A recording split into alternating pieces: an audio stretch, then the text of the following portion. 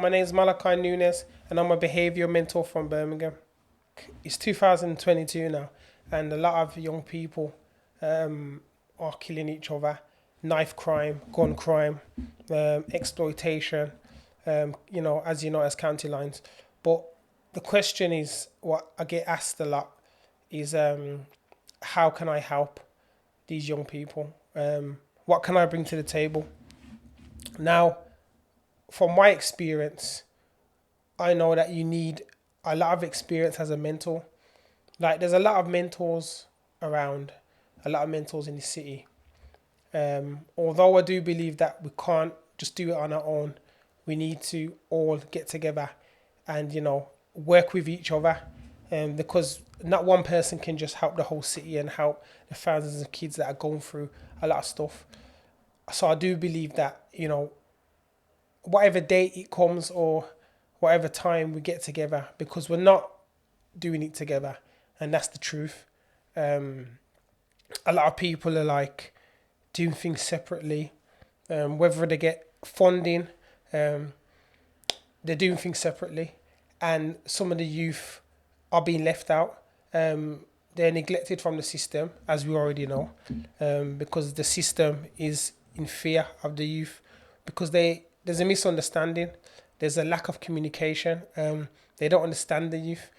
They never understood our parents or our grandparents anyway.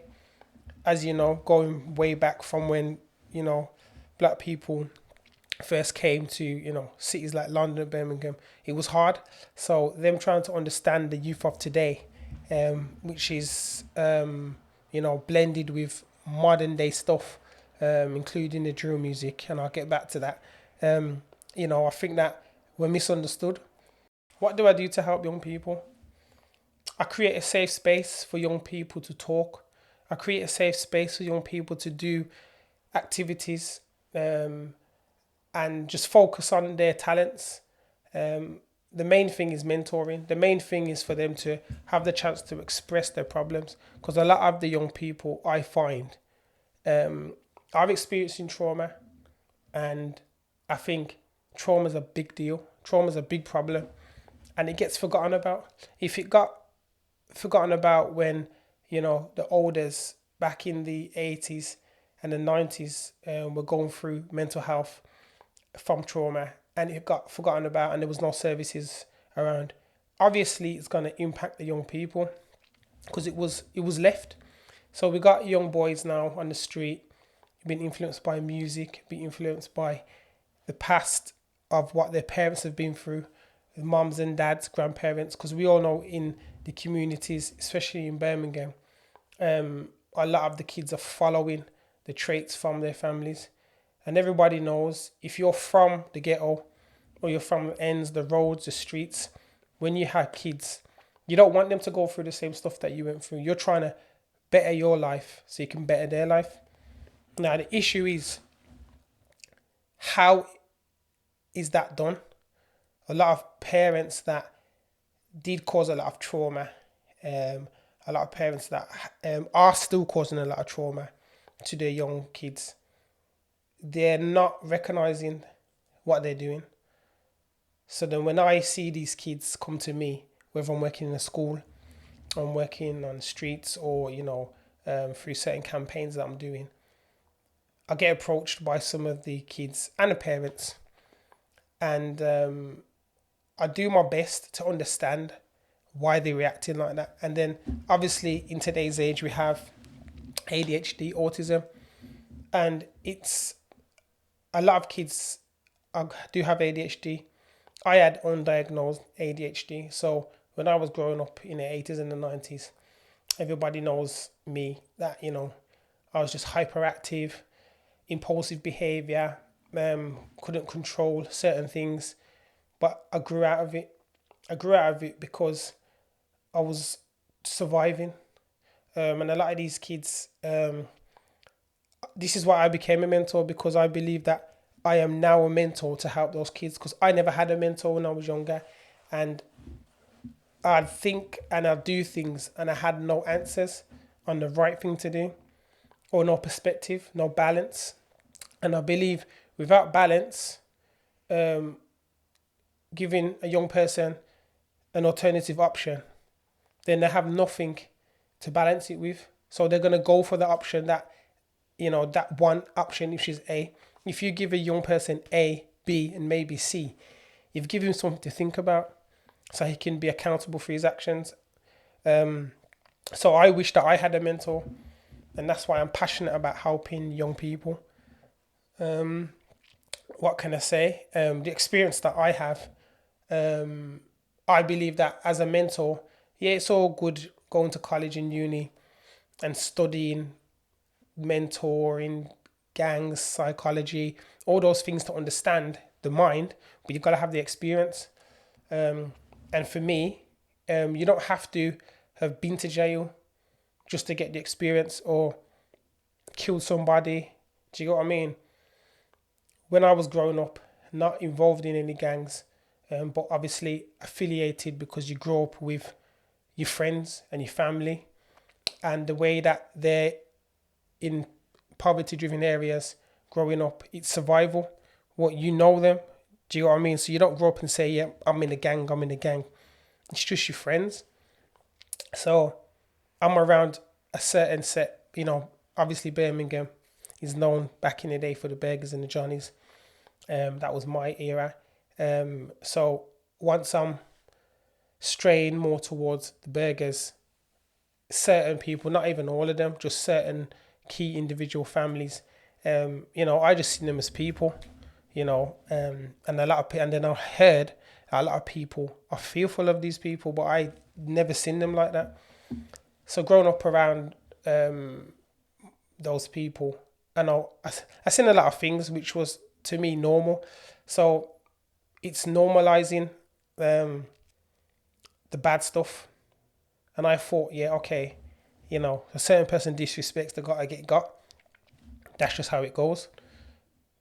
What other option do you have? Talk it out, dance it out. That's not where we come from. Do you get what I mean? It was like, okay, you're trying to disrespect me. And I think it was the ego. Growing up, it was a lot of ego. Like the male ego is so dangerous. It's unbelievable. And that does impact the young people that I work with as well. I mean, I'm glad that I haven't killed anybody. But there's times where I've got in altercations where I could have been dead or that person could have been dead. And there was a few times where I've seen my life flash before me like, whoa, I could have been dead, or that knife could have went into me, or that bullet could have hit me. And it was traumatic to the point where I believe that I do have trauma from it. Because in my age now, just say I'll go to Handsworth. There was a time when I was in Handsworth recently, and I was standing outside a house, a family gathering, and like on the bend there was cars coming around, and whether it's tinted or not, and because on the bend they come around slow, I'm having conversations, but subconsciously I'm looking that way because I'm seeing this car pull up, and then when it comes closer I'm looking, it's a family. Do you get what I mean? Like a family minding their own business. And I'm thinking, back in the day, it'd be like you're standing there talking to your friends and it pulls up and mans are in there, wind down the window, and they'd be like, yo, what's your name? Yo, come here. Come out, like they wanted to come over to the car, but straight away, you go over to the car. It's not a friend thing. It's not like if they got balaclavas and stuff, you're either going to stab you out the window, or if they already know who you are, they're just going to drive past, either wave their gun or shoot, things like that. But that's the sort of trauma that happens. Like PTSD, I don't need to think like that as a big man. I don't need to think like that, but I do. And I know that the experiences that you have when you're younger impact you when you're older, and you have to grow out of them. I remember when I was 14, 15, 16, 17, 18, I'd say 14 to 20. I used to carry a knife with me, a Webley. And it was like I used to go to town. There was a knife shop in town. Round the corner, from Oasis Market. And you could go in there and you could buy knives. And it was a flip knife, a Webley, to flip it out. And I thought that was cool. I used to flip it out, and like I had a little pouch for it, and I used to have the pouch tied to my waist. And I used to walk around with that. Like there was not a day for about 5 years that I did not walk around with a Webley. Like I couldn't, because I'll be in town again. Like I had a lot of jewelry. Obviously, my mom had a lot of jewelry, so she used to buy us stuff. And I had chains, I had rings. At one point, I had a ring on every single finger. And you know, there was a time when I was 16. I used to say I'm the baddest 16-year-old in the ends. This is like Highgate area, Borsal Heath. And it's like, in my head, nobody could trouble me. I had my Webley on me. So if something happened when I was on my own, no one's going to trouble me. I've got my Webley, I've got my knife, I've got my protection. And if they wanted to come with a gun, I could get a gun if I really wanted to. So I had no fear. And it's silly now calling myself, the baddest 16-year-old. Because obviously that doesn't make sense. Like, it sounds absolutely stupid. If a 16-year-old said to me now, I'm the baddest 16-year-old in the ends, I'd laugh and I'd be like, are you stupid? Like, is that really? So I know that I used to say stupid things like that, but I still understand that when the youth say things like that, they're living in their own world. To them, they are the baddest of the baddest. Do you get what I mean? And even though I could fight, because in school, I used to do Thai boxing for years, and I'd scrap anyone. I mean, I was always around older people, being cheeky. A lot of my uncle's friends and my brother's friends, they wanted to punch me up loads of times, but they didn't, because I just say, I'll get my uncle to knock you out, I'll get my brother to knock you out. So then in that area, I was protected against older people. So there was no area for me to be scared of anyone. Anyone older come to me, I'll scrap you, and I'll get my uncles on you. Anyone my age, I'll scrap you, and if push comes to shove, I'll stab you. It was just one of them ones. So I was my own superhero. Now I can understand with some of the youngest today, who have got guns. It's the same. It's just that, at that time it was a thing to have a knife. Not no samurai. Certain managers have samurais, but they never really used it because it was like them crap ones, unless you had a link for a real samurai. It was crap samurais that you get from the shop, like ornament ones. You hit somebody and it breaks. And yes, samurai Webleys. Also, there was a time where I had the police kosh and CS gas. And I remember one time I could have went to jail, and I remember I can't remember what year it was, but I was in that gap of 14 to 20, and I just got CS gas off someone, and I was in a flat, and I came downstairs, and I was ready to go home. This was like 2:00 in the morning, ready to go home. So I put the CS gas in my by my wrist in my coat, so it was here. So if anyone was try it with me, I slide it down and boom. And I had my no, actually I didn't have my Webley on. I just had the gas, because I didn't have my Webley, I needed the gas. I wouldn't travel without nothing. So while I was traveling from Highgate over to like Nechel's area, and I knew that at that time, anyone that knows Nechel's, it was a fire. Like, walking on the street in Highgate, Nechel's, even in Allen Rock, Saltley, Aston, all them areas, you can't walk. You couldn't do it, and then someone pulls up. You have to be prepared, otherwise you're getting robbed for your Nokia. So I remember that's what was in. You're getting robbed. And I remember coming downstairs, and a right van pulled up. It was in Highgate, outside the flat, and I'm thinking, oh shit, like there's a riot van. So I'd say about 15 feds jumped out, and I was thinking, shit, I'm going to jail. And them times, I think CS gas was like minimum 5 years. It was like a firearm. This was a police CS gas. I was thinking, I'll go in jail. So they come over to me now and was like, excuse me, come here, where you going? I said, I'm going home. And it was like, okay, we're going to search you. So obviously, even then, I didn't know that they have to have some sort of like authority to search you, like in the sense of a radio call from someone or the police or whatever, like to say that there's been an incident in the area, basically. I didn't know the laws and stuff. And they started to search me, and I put my hands up and they started to search. But they didn't start from here. Now, I do security now, so I know if they searched here first, down here, and went like that, it would have been peak. So what they've done is started to search here, start to search. My hands were up. And I recognised one of the police officers from a school fight. When I had a school fight, I had to go police station. And I recognised the officer that banned me from doing Thai boxing. And I said, I know that officer. I was thinking, quick thinking. And I said his name. And then he come over and he goes, oh, you right, mate? And I says, yeah, you good? And the police officer was searching me, and then he tapped him and he says, nah, he's good. And they stopped searching me, and I was absolutely gassed that they stopped searching me, because I thought if you did find this gas, I would have been in jail, it would have been peak. And I didn't even use it. In my head, I was thinking, if I ever got caught with a strap, knife, gas, anything like that, I would have been pissed because I didn't even use it. I'd rather have used it and go to jail for doing something properly, not just get caught with it like a frigging statue. It doesn't make no sense. So I could have went to jail that time. And I'm glad I didn't go to jail. There's been a couple of other situations where so close to going to jail. I can't even explain the situations in detail.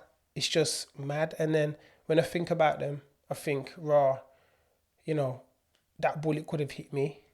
The very first time that I was shot at, in a sense of, I was in a group of people, I was still in the same age group, and I was in Newtown, Wheeler Street, when it was absolutely fire. You could not walk down Wheeler Street, and there was like a block of flats.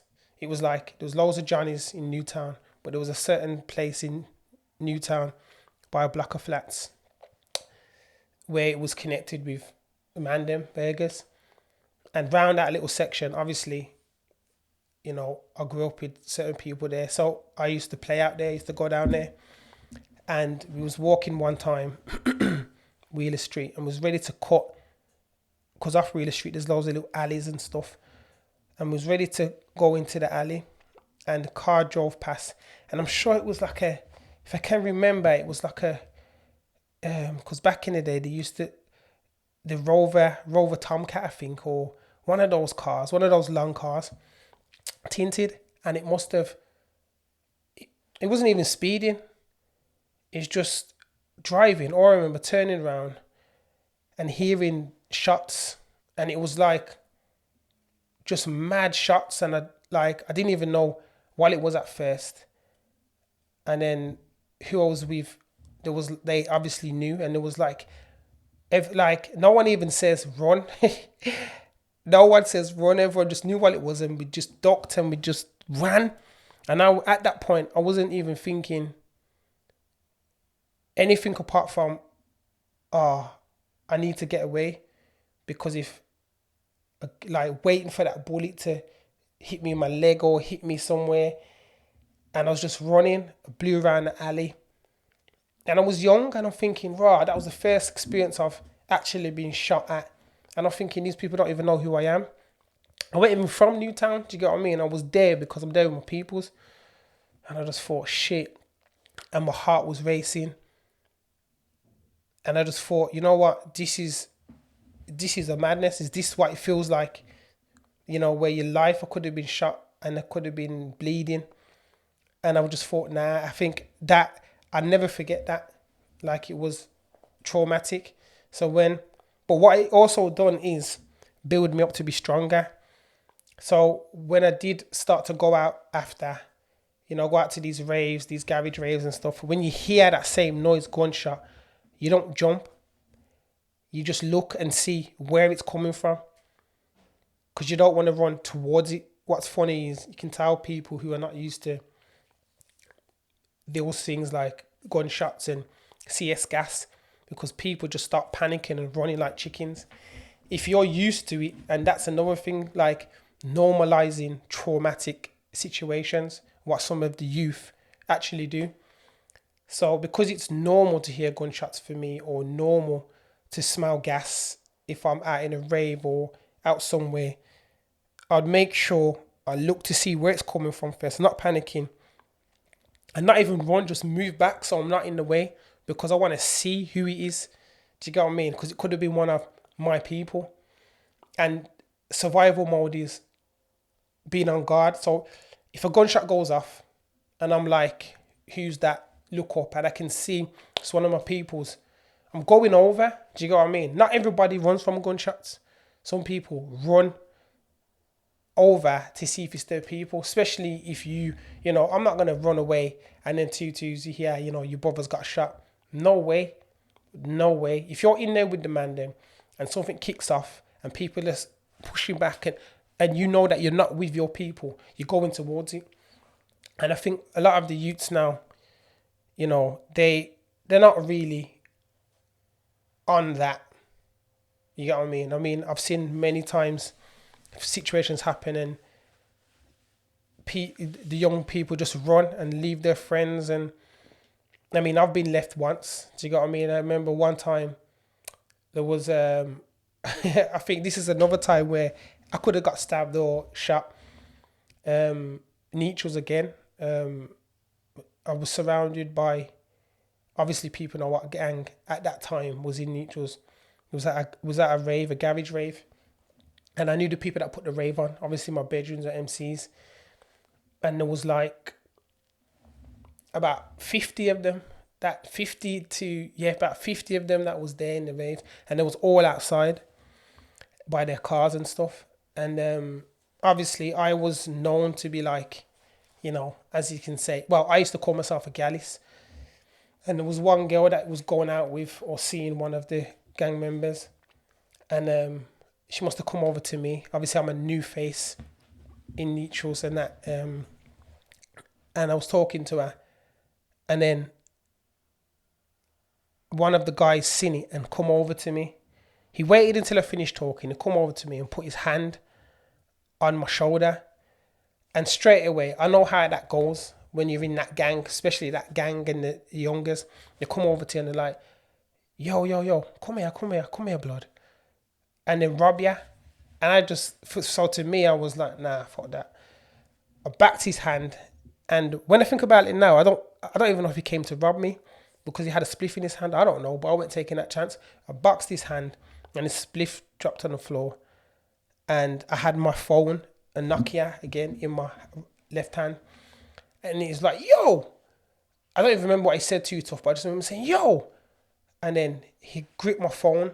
And do you remember the Nokia 402s where the battery would slide off? So I had the side with the battery, he had the phone part. So he was pulling my phone, and then pulled it. And then I had the battery part, he had the phone part.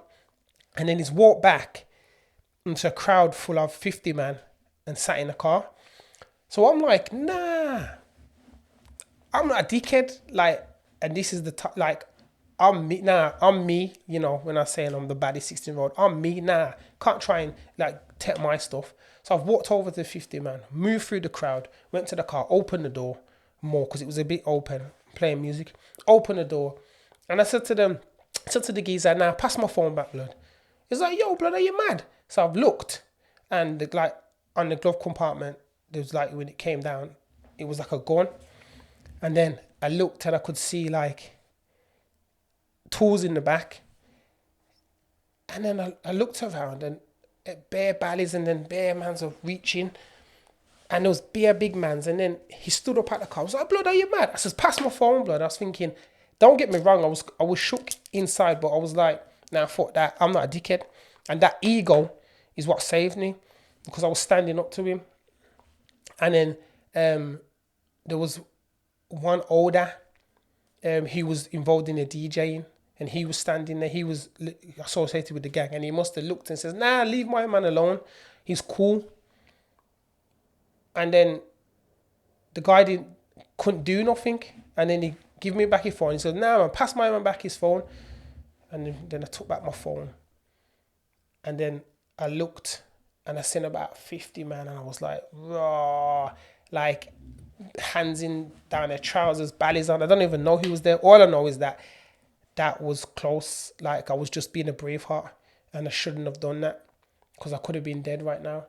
And I think when it comes to the youth now, when they're listening to the drill and they do things like, I know enough youths are getting stabbed, chefed up as they say, they're just doing it impulsive because they're bad. They've got a tool on them. Do you get what I'm saying? I know how that feels to feel like you are bad and nothing can stop you. So that's why accidentally things happen. Man's are getting chefed up and you just keep stabbing, or, some of the youths have been stabbed like 10 times, 20 times. The anger in them from the trauma, ego, and then the sense of them feeling bad. And obviously it's a little bit different, but the way that the drill music and the youth of today installs in them is, kill or be killed. Because that if you don't kill that person, it's going to come back and kill you. That wasn't so much in my times, but now it is. But I understand. So when I'm mentoring these kids, I've got a full picture. I've got like from start to finish of when they feel like they're going to stab someone. I just know, I can just feel, and I just know the journey. And I think those things in being a mentor is the experience. You cannot study that. You cannot write no assignment, no essay, and actually learn those things from within. You have to have gone through that to feel the emotion. So when I'm connecting to the youth, I'm connecting energy, and that's what's missing. You can be a mentor all day. If you can't connect with your energy, you won't get no respect. They won't listen to you. And also, you can't go around saying, okay, I'm going to take this man off road. Are you putting money back in their pocket? It don't make sense. Make it make sense as a mentor, as an inspiration, as someone that makes sense. You have to make it logical. And that's why I do what I do, and my services are so good. Because as an individual, I am the company, the service, the brand, the package. I am me. And those little stories there,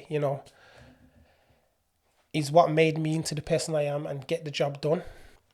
Now we have kids with ADHD and autism. Now, because I had undiagnosed ADHD myself, I know what it feels like to have impulsive behaviors. So impulsive, like people with ADHD will be able to understand. You could be lying in your bed, and a lot of people just lie in their bed, just chill.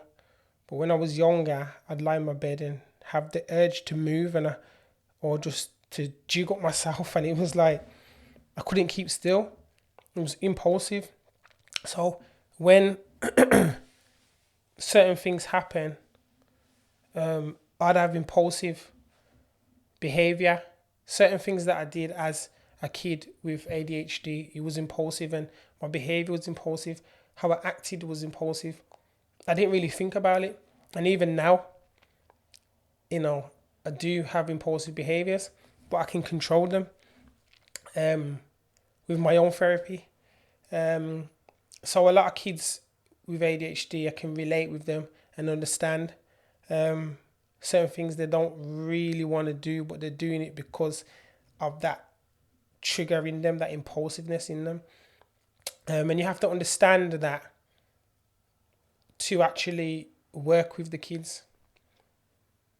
And again, that's what I bring to the table when it comes to working with the kids. That's why I get through to so many kids. Because I'm very much like them. Just a different generation. And I think it's like a lot of the young boys, they do suffer with trauma by not having their fathers around. And there's a lot of traumatic incidents where the young boys are experiencing that because of a cultural element. Like if you come from the Caribbean, Jamaica, shouting, there's a lot of shouting in the household, a lot of cussing. And I remember one kid that used to come to school, and he was vexed in the morning. All the time he was vexed. And, he used to get cussed to come to school. So he'd come to school already vexed. But when he used to see me at the doors, I used to smile at him. I used to open my arms and say, "Where's my hug?" And the kids were baffled.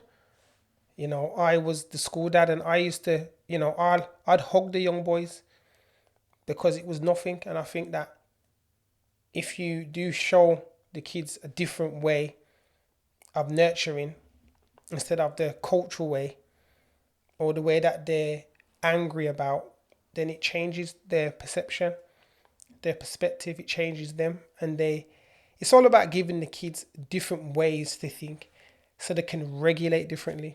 Because you can't expect a child to know how to regulate his anger if he's grown up in a home with or without their parents, grown up with trauma, grown up in a way that is just normal to them. Like I mentioned before, things that are normal are just normal, and then you only realize it's not normal when you go out into the world, you go to school, you go to college, and people react differently, and you're like, why are you reacting like that?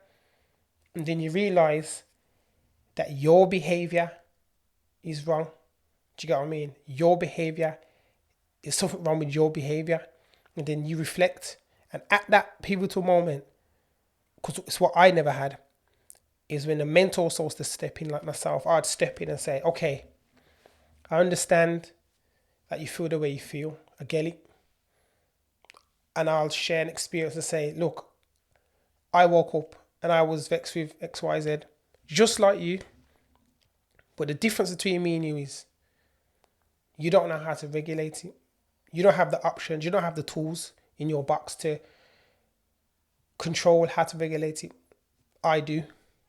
So that's why I'm here. Not to give you a shortcut, but just to give you the tools and provide you with different perspectives on how to handle it.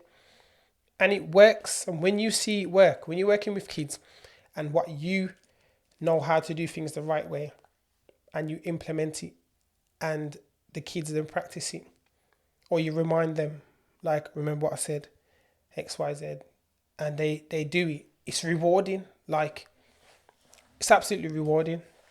And I always handle kids person-centered. It's never textbook. You cannot handle the young people the same.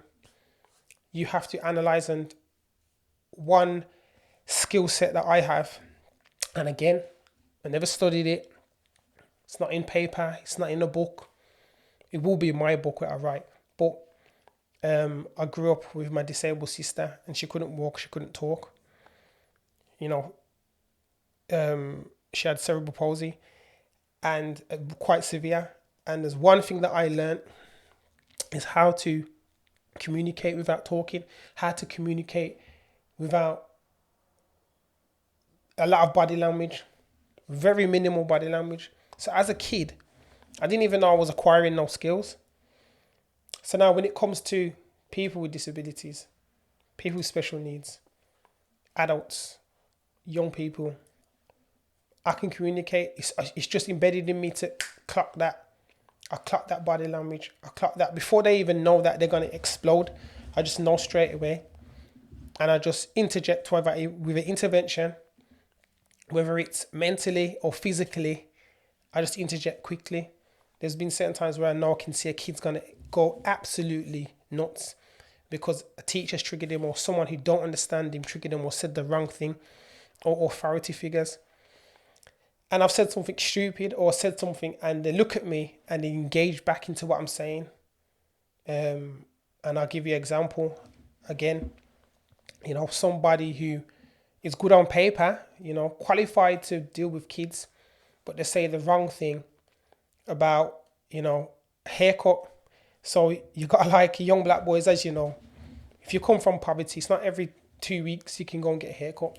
Mums ain't got that money, £15, £10, whatever it is, coming from poverty. You go to school. First of all, you don't even want to go to school and have people see ya without a haircut. Never mind if there's girls in the school. So you're already pissed. You know what I mean? Your fade's not there. Your head can be just all messy. And then you go to school and you're waiting for someone to say something because you're going to bang them in the face. Straight away. Any of the kids say anything, you're just going to get mad, just going to bang them. You're not even waiting. You're just going to hear what they're saying and boom. And then a teacher who doesn't understand you culturally, not from the same walks of life, without experience of you or children like you, people of colour, says, oh,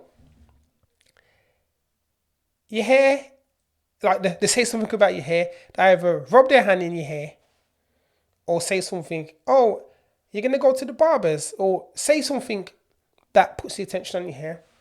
And instantly, as a young person, you just want to punch this teacher in the face, or you want to throw something, you want to swear at them, you want to do something. And I've seen that many times.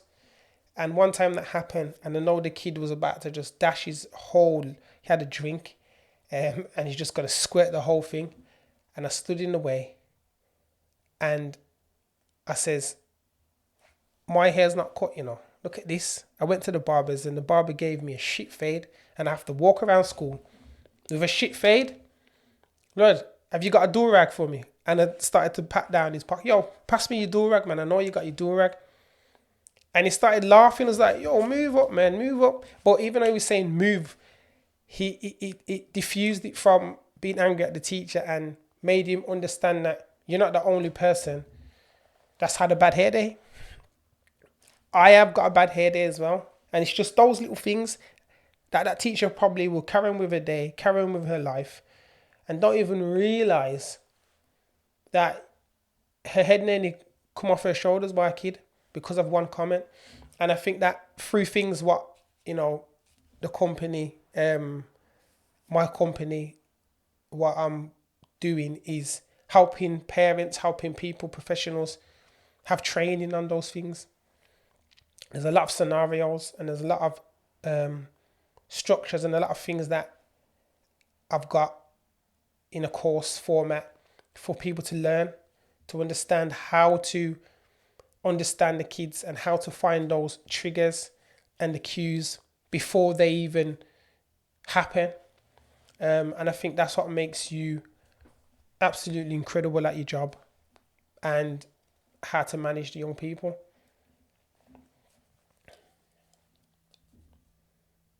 And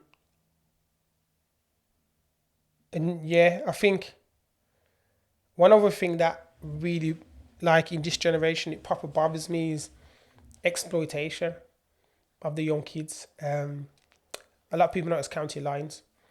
Obviously, 10 years ago or 15 years ago, it was just a man just going conch and selling drugs in areas where a lot of people that are not of colour who take drugs, or high risk areas for crime, drugs, and you'd bring in the drugs and then shut them in those areas. But why? That's been going on for ages, whether people live in Birmingham, they go out of town, West Midlands, and, but what has changed, what proper angers me, and this is why I have my anti-exploitation campaigns and anti-county line campaigns, is because they're using the young kids, young ages, like 9 years old, kids that come from poverty, kids that have alcoholic parents. So when their parents or parent, so when their mom or dad is drunk, smashed on the sofa in the house or in bed, the kid's gone out, and his friends will say, okay, you can make £500 today, more than a day's work in a normal job. A young kid would be like, yeah, just to keep an eye on a house with loads of drugs, or like ride their bike and go around the area and sell the drugs, take the money. Just using little kids to do that, like causing trauma, because everybody knows who is around those street things and drugs and stuff. Shot into a crackhead is no joke. It's not about just exchange of money. It's not weed, and it's not cocaine. It's crack. So these people are affected. They're already like zombies. And selling to them, they can rob you, could spit on you. There's a lot of things, the way they look, zombified. It's no joke. And those things stay with you. As a young kid, those things will stay with you. And when it becomes normalized, I feel sorry for the kids, because you get conditioned. It's like being in jail. You get institutionalized in jail. You can get conditioned that that's normal. And they smile, and just loads of little things that affect these young people. And those things show when they come to school. Those things show when they're in society, in the community, in the public, or when they do seek therapy or having relationships, girlfriends, boyfriends. Those things show, and it's just horrible. But that's why at any given moment, any signs of kids saying, yeah, I'm going to go crunch and make a bag a week and all that rubbish, I'm not going to give away my skills on how I deal with that and stop them from doing that, because I've accomplished it many times. The one thing I don't do is tell them that you can't go. You're not allowed to go. You're not allowed to do, because when you're saying you're not allowed and you're not their parents, their first instinct is, who are you? You have to be at a certain level and have a certain level of respect to say that. So if I've got one of the young people who I hardly know and I'm speaking to, and the risk of being exploited, I'm not going to say certain little keywords, because then I'm like the social worker or the exploitation worker or the authority in the council, CAMS, all of those professionals. I'm going to be like them. So I don't use certain words what they use, because it just triggers. And the minute you are to them, the minute you look like one of them, they're going to shut down and act stupid. I've seen it many times. Some kids that are smart, when it comes to those things, you're like a police. And when you're asking too much questions, you're like a police, and they just shut down and you can't get nothing from them. And that's why the way I do things, kids will see me as someone who knows what I'm talking about. I've seen it. Do you get what I mean? And yeah, I'm not going to be talking every single detail and every single thing, because again, I'm a mentor, but this isn't my counseling session. I'm just talking and giving my experience, and the depth that I've seen and experienced is when I turn it around and utilize those little things and use them to make my services absolutely impeccable. And when I say that is because I've had many kids, different walks of lives, different colours. Doesn't matter what background.